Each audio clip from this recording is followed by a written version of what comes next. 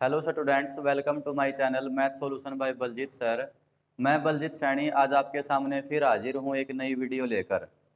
आज की इस वीडियो के अंदर डेसिमल फ्रैक्शन की जो सीरीज चली हुई है उसको आगे बढ़ाएंगे। एक वीडियो पहले आ चुकी है डेसिमल फ्रैक्शन को लेकर। आज किस तरीके से और क्वेश्चन पूछे जा सकते हैं डेसिमल फ्रैक्शन को लेकर वो जानेंगे। तो एक एग्जांपल हमारे पास 8 की पावर 4.2, 64 की पावर 2.1, 7 की पावर 8.4, 56 की पावर 3.7 बराबर दे दिया 56 की पावर x। और पूछा जाएगा कि x की वैल्यू ज्ञात करें कि x का क्या मान होगा। तो यहाँ अगर 56 दे रखा है तो इस साइड भी हमें क्या करना पड़ेगा, इसको 56 की वैल्यू के अंदर तोड़ना पड़ेगा। तो ये तो 8 हमारे पास, 56 को देख लो पहले कि 56 को हम क्या लिख सकते हैं। 56 को लिख सकते हैं हम 7 गुना में 8। तो हमें 7 और 8 दो संख्याएं चाहिए। तो यहाँ तो 8 है ऑलरेडी, यहाँ पर है 8 की पावर 4.2, यहाँ पर 64 है, 64 को क्या लिख देंगे हम 8 की पावर 2 लिखेंगे। और इसके गुणा में क्या है 2 पॉइंट में 1, ये खुद 7 है हमारे पास, 7 की पावर होगी हमारे पास 8.4 गुणा में 56 को क्या लिख सकते हैं हम 7 गुना में 8 और इसकी पावर लिख देंगे हम 3.5 और बराबर क्या हो जाएगा हमारे पास 7 गुना में 8 और इसकी पावर क्या हो जाएगी x। अब इसको कैसे लिख सकते हैं, ये हो जाएगा हमारे पास 8 की पावर 4.2 गुणा में ये हो जाएगा 8 की पावर 21 दूनी 42 का मतलब 4.2 गुणा में ये हो जाएगी 7 की पावर 8.4। अब इसको अलग अलग लिख सकते हैं, ये बात मैं पहले भी बता चुका हूँ। 7 की पावर 3.5 गुणा में 8 की पावर 3.5 और बराबर क्या हो जाएगा हमारे पास 7 गुना में 8 की पावर क्या बन जाएगी हमारे पास x। अब जो 7 की पावर है उनको एक जगह ऐड कर लेंगे और जो 8 की पावर है उन्हें क्या कर लेंगे हम एक जगह पर ऐड कर लेंगे। तो देखो 42 42 84 और 35 हो जाएंगे 119। तो 11 पॉइंट में 9 गुणा में 7 की पावर भी क्या बन जाएगी 11 पॉइंट में 9 और बराबर हो जाएगा 7 गुणा में 8 और इसकी पावर क्या बन जाएगी x। तो ये हो जाएगा हमारे पास 7 गुणा में 8 और इसकी पावर कितनी बन गई 119 बराबर क्या हो जाएगा 7 गुणा में 8 की पावर x। यदि बेस बराबर हों तो पावर भी क्या मानी जाती हैं बराबर मानी जाती हैं। तो x का मान आ जाएगा 11 पॉइंट में 9, 11 पॉइंट में 9। इसके अंदर एक प्रॉपर्टी लगी है, जैसे मैंने लिखा a गुणा में b की पावर x है तो हम इसे क्या लिख सकते हैं a की पावर भी x लिख सकते हैं और b की पावर भी x लिख सकते हैं। जैसे 15 की पावर है हमारे पास x तो हम 15 को क्या लिख सकते हैं 3 गुणा में 5 और इसकी पावर क्या हो जाएगी x। तो ये 3 की पावर भी x हो जाएगी और 5 की पावर भी क्या हो जाएगी x। अगला क्वेश्चन है 3 की पावर 3.5 गुणा में 21 को क्या लिख सकते हैं हम 3 गुणा में 7। तो इसको 3 की पावर भी लिख देंगे और 7 की पावर भी लिख देंगे। ऐसा क्यों लिखा हमने, क्योंकि यहाँ हमने 21 दे रखा है साइड में, तो 21 को क्या लिख सकते हैं हम 3 गुणा में 7। तो इसको 3 और 7 के फैक्टर में तोड़ेंगे। आगे है 42, 42 को क्या लिख सकते हैं हम 2 गुणा में 3 गुणा में 7। तो अब सभी की पावर करेंगे, इसकी भी 2.5 बनेगी, इसकी भी 2.5 बनेगी और इसकी भी 2.5 बनेगी। भाग में दे दिया हमें कितना 2 की पावर 2.5 और इसके गुणा में क्या दे दिया 7 की पावर 3.5 और बराबर में दे दिया 3 गुणा में 7 और इसकी पावर क्या हो जाएगी x। अब 2 की पावर जो 2.5 है इससे 2 की पावर 2.5 कट जाएगी, 3 यहाँ भी 3 यहाँ भी 3 यहाँ भी, जो बेस बराबर हो उनकी पावर जोड़ेंगे तो 3 की पावर बन जाएगी हमारे पास 8। ऐसे अब 7 की जोड़ेंगे, 7 यहाँ भी 7 यहाँ भी और 7 यहाँ भी, तो 7 की पावर भी क्या बन जाएगी 8 और बराबर हो जाएगा हमारे पास 3 गुणा में 7 और इसकी पावर x। तो ये हो जाएगी 3 सत्य 21, 21 की पावर हो जाएगी यहाँ पर 8 और ये था ही क्या हमारे पास 21 और 21 की पावर x। बेस बराबर है तो पावर क्या होंगी बराबर, तो x का मान क्या निकल कर आएगा 8। इस तरीके से हम डेसिमल फ्रैक्शन के अंदर पावर वाली संख्याओं को सोल्व कर सकते हैं। आगे देखते हैं और किस तरीके के क्वेश्चन पूछे जा सकते हैं। उसी तरीके का एक क्वेश्चन हमारे पास 6084 का स्क्वायर रूट निकाला तो हमारे पास आया 78।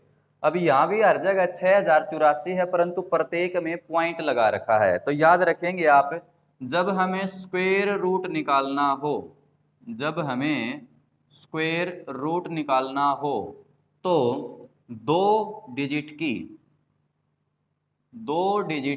एक स्क्वायर रूट बनती है, मतलब 2 अंकों का एक बनता है। जैसे यहाँ है हमारे पास 60.84, तो 84 का मतलब वैसे तो क्या हो गया, ये हो गया 6884, बन गया हमारे पास कितना 78, परंतु 2 डिजिट की एक, मतलब एक के बाद पॉइंट लगेगा, प्लस ये भी कितना बन गया हमारे पास 78, परंतु पॉइंट कितने के बाद लगेगा, एक पॉइंट ये, एक पॉइंट ये, 2 के बाद पॉइंट लगेगा, प्लस ये भी 78 हुआ हमारे पास, परंतु यहाँ पॉइंट कितने के बाद लगेगा, 3 के बाद, तो 3 के लिए हम यहाँ 0 ऐड कर देंगे, प्लस अब ये भी 78 हुआ, परंतु यहाँ पॉइंट कितने बाद लगेगा, 1 2 3 4, 4 के बाद, तो 1 2 3 और 4 क्या लगे अब हमारे पास पॉइंट। अब क्या कर सकते हैं, हम इन सभी को जोड़ सकते हैं।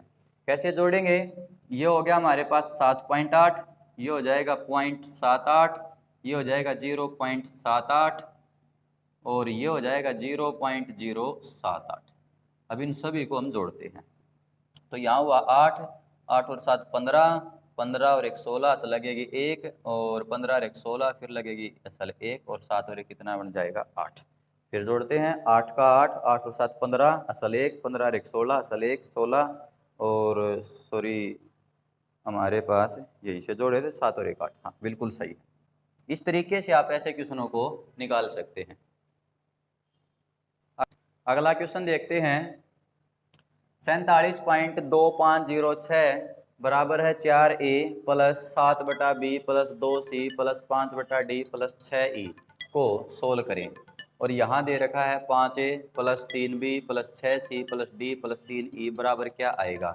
तो पहले इसको क्या बोलते हैं, स्टैंडर्ड फॉर्म बोला जाता है इस तरीके के क्वेश्चनों को। तो ये लिखते कैसे हैं पहले समझो। जैसे मैंने लिखा 357 को स्टैंडर्ड फॉर्म में लिखो, तो आप कैसे लिखोगे इसको, पहले ये 3 लिखो आप, इसके बाद जितनी भी डिजिट बचती हैं उनके नाम की 0, प्लस फिर आगे वाली डिजिट लिखते हैं, उसके बाद जितनी बच जाएंगी उनके नाम की 0, और लास्ट वाली को फिर ऐसे लिखेंगे।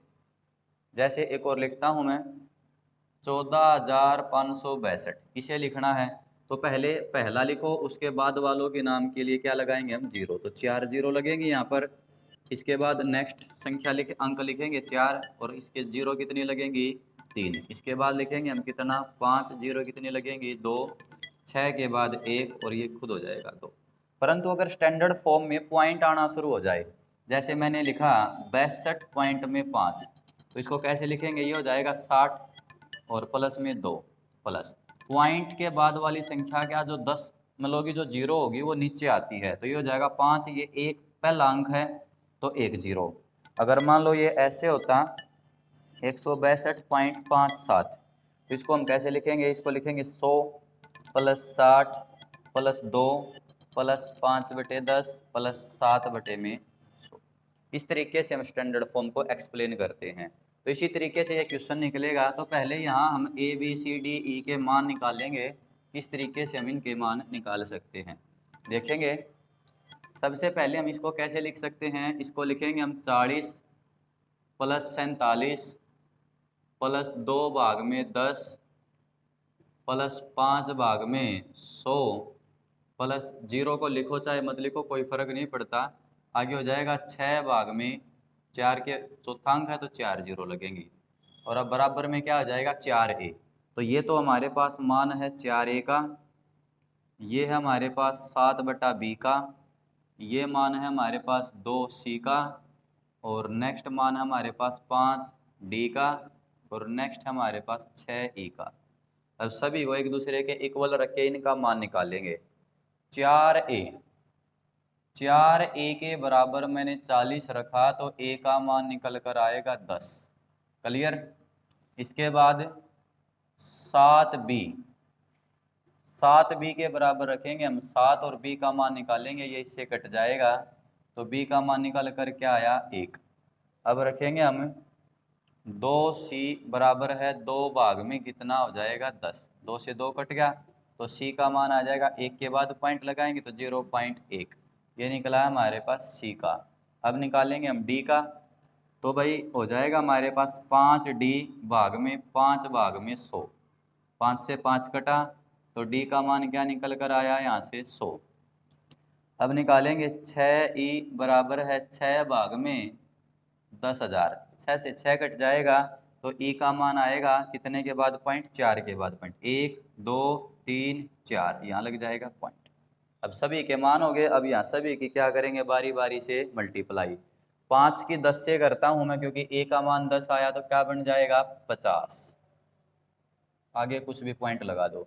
अब b का मान 1 है और b की 1 से गुणा करूँगा तो क्या बन जाएगा ये 3, कोई भी ऐसे।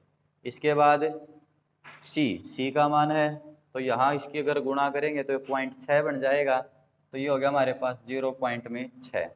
अब इसके बाद है d का मान हमारे पास 100, तो यहाँ 100 को क्या करेंगे अब हम ऐड, और e का मान 3 से गुणा करेंगे तो पॉइंट में चला जाएगा हमारे पास 0.0003, और अब क्या करेंगे इसको हम जोड़ेंगे, क्योंकि 4 ही बार है ये, तो ये हो जाएगा 3, ये हो जाएगा 0, और इसके बाद ये भी 0 बनेगा हमारे पास, और यहाँ हो जाएगा 6, ये बनेगा 3, ये बनेगा 5, ये बनेगा 1।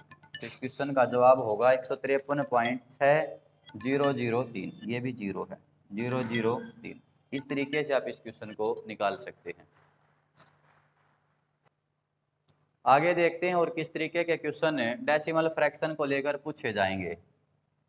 अब हम जानेंगे डेसिमल फ्रैक्शन के अंदर बार को, BAR, बार का सिंबल होता है ये एक लंबा डंडा। सबसे पहले आप बार को जानेंगे कि बार होता क्या है।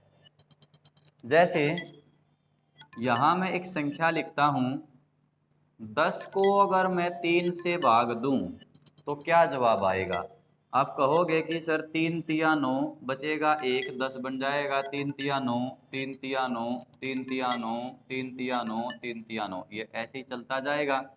तो पॉइंट के बाद जो संख्याएं बार बार आती हैं, मतलब पॉइंट के बाद आने वाली संख्याओं की रिपीटेशन को रोकने के लिए उनके ऊपर बार लगा दिया जाता है। कैसे, 3 पॉइंट बार बार कौन आ रहा है 3, तो मैं 3 के ऊपर ही बार लगाऊंगा, तो 10/3 को हम क्या लिख सकते हैं 3.3 लिख सकते हैं। जैसे एक संख्या ली मैंने 0 पॉइंट में 5 7 5 7 5 7, और ये ऐसे चलती चली जाती है। तो इस रिपीटेशन को रोकने के लिए बार का इस्तेमाल किया जाता है, तो इसको हम क्या लिख सकते हैं 0 पॉइंट में 5 7, और इसके ऊपर क्या लगा देंगे हम बार। या मैंने लिखा 0 पॉइंट में 1 2 3 1 2 3 1 2 3, और ये इस तरीके से चलता चला जाता है। तो पॉइंट के बाद किन संख्याओं की, किन अंकों की रिपीटेशन बार बार हो रही है, उनको रोकने के लिए वहां पर बार लगाया जाएगा। तो ये बन जाएगा 0 पॉइंट में 1 2 3 के ऊपर क्या लगेगा बार। इस तरीके से इन बार का जो मतलब होगा वो आप समझ सकते हो। परंतु बार को लेकर एग्जाम में बहुत सारे क्वेश्चन पूछे जाते हैं, कभी बार आगे लगेगा, कभी बार पीछे लगेगा, कोई अलग अलग मीनिंग होते हैं बार के, तो वो जानते हैं क्या क्या मतलब रखते हैं बार के। बार को लेकर काफ़ी अच्छे अच्छे क्वेश्चन पूछे जाते हैं पेपर के अंदर, बहुत ही प्यारे प्यारे क्वेश्चन समझते हैं हम।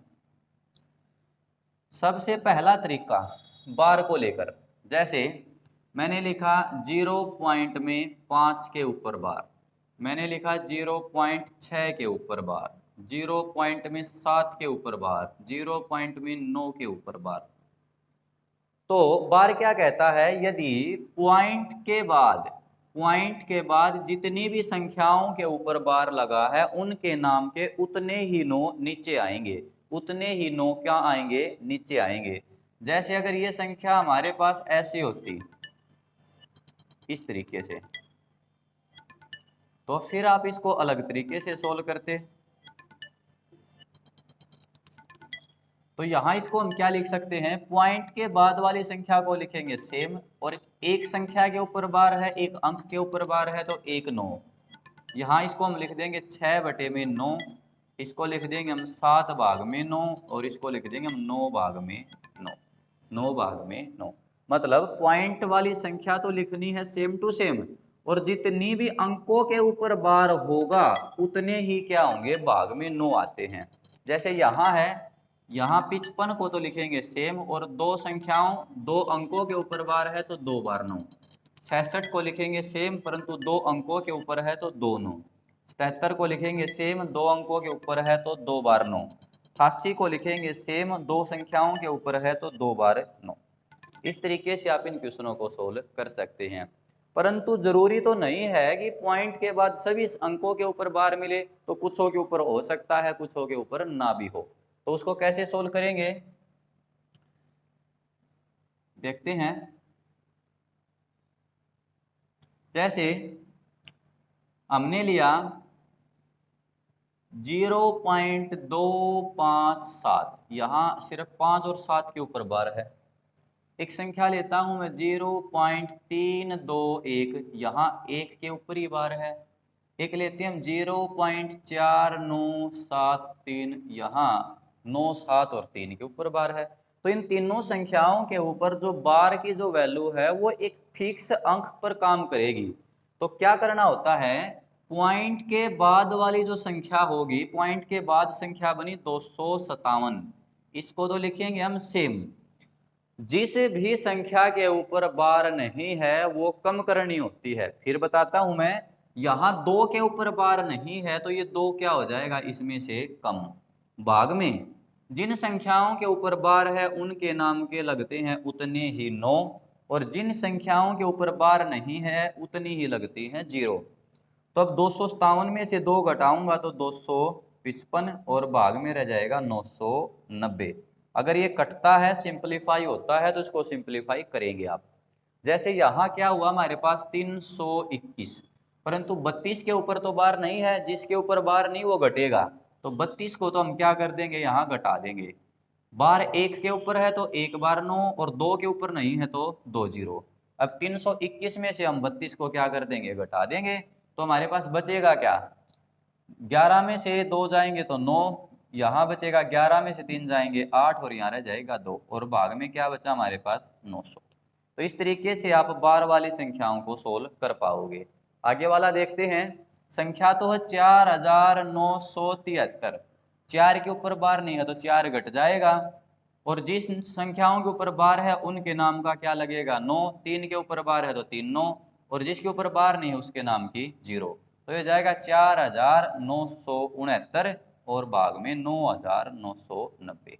इस तरीके से आप बार की संख्याओं का प्रयोग कर सकते हो। ये पहला तरीका है, या दूसरा तरीका है। ऐसे बहुत सारे तरीके आएंगे बार को लेकर, पहला किया था, ये दूसरा है। और देखते हैं किस तरीके के क्वेश्चन आप बार को लेकर जान सकते हो कि बार में और किस तरीके के क्वेश्चन पूछे जाते हैं।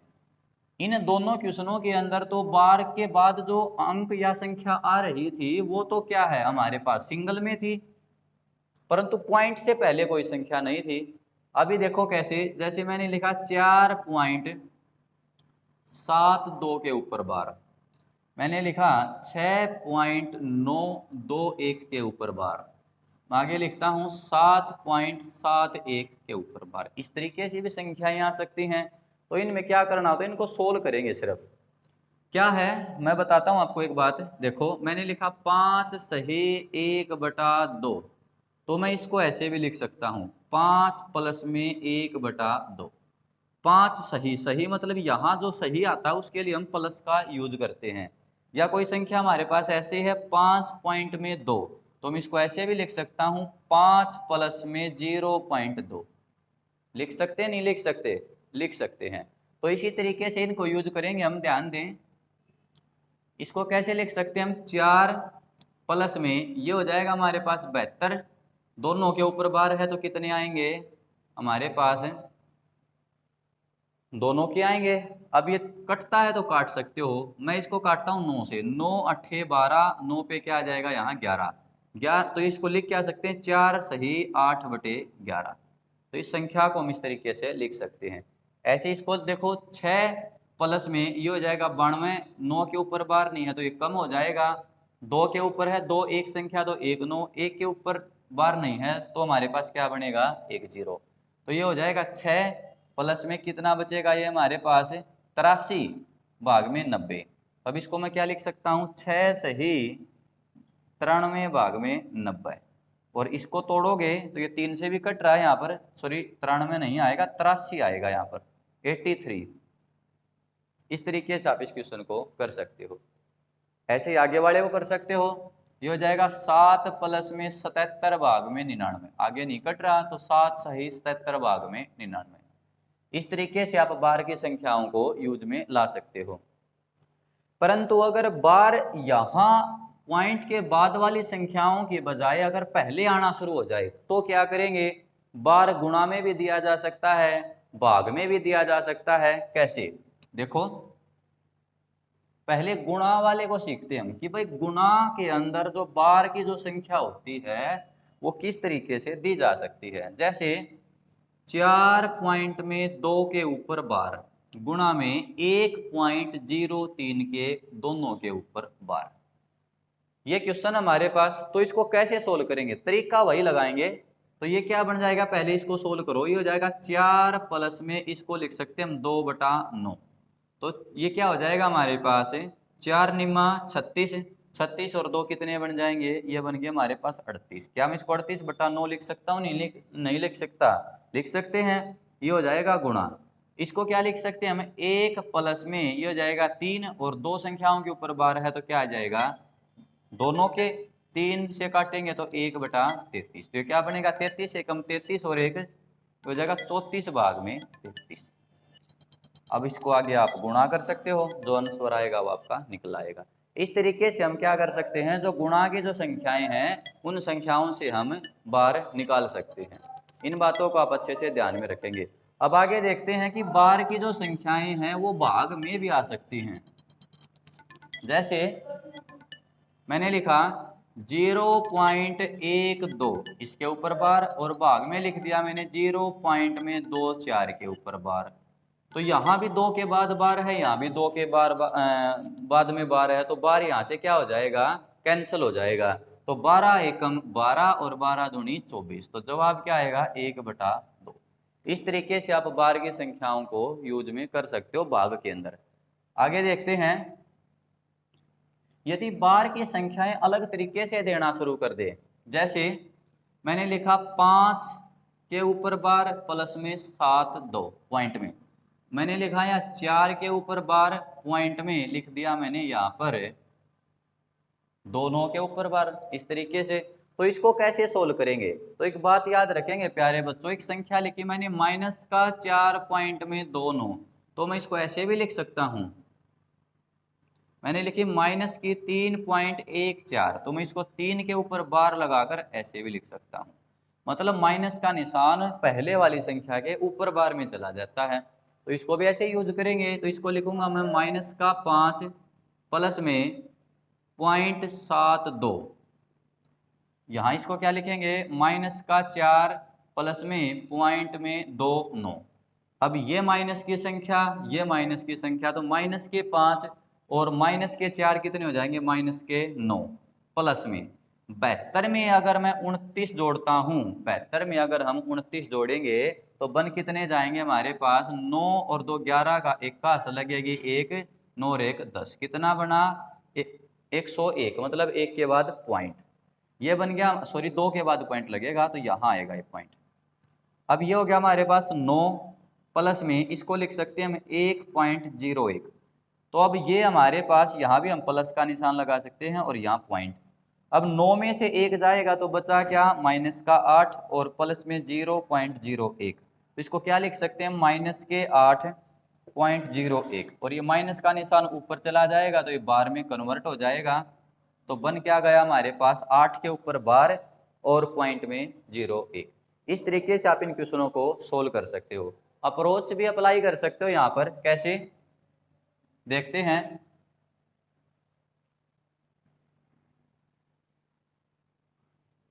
जैसे एक और क्वेश्चन लेते हैं कोई भी, मैंने लिया 5 के ऊपर बार पॉइंट में 1 4 प्लस में 6 के ऊपर बार पॉइंट में 2 8, इस तरीके से। और इसे हमें क्या करना है, जोड़ना भी दे सकता है और घटाना भी दे सकता है, वो तो आप जैसा बोले वैसा ही करेंगे। अब देखो ये माइनस का 5, ये माइनस का 6, तो वे माइनस के 11, ठीक है। पॉइंट में 28 और 14 कितने हो जाएंगे, 28 ये 14 ये कितने हो जाएंगे, 42। तो इसको क्या लिख सकते हो आप 11 के ऊपर बार पॉइंट में 4 2। इस तरीके से आप बार की संख्याओं को सोल्व कर सकते हो। आज के वीडियो के अंदर इतना ही। Thank you.